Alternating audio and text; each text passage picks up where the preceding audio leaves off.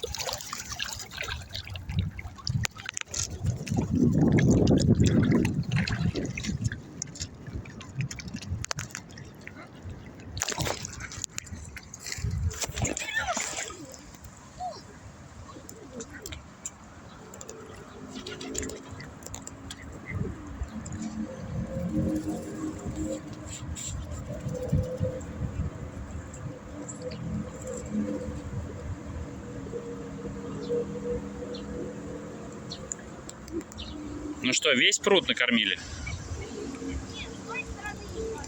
Да фиг тебе, они сразу мигрируют туда, где люди.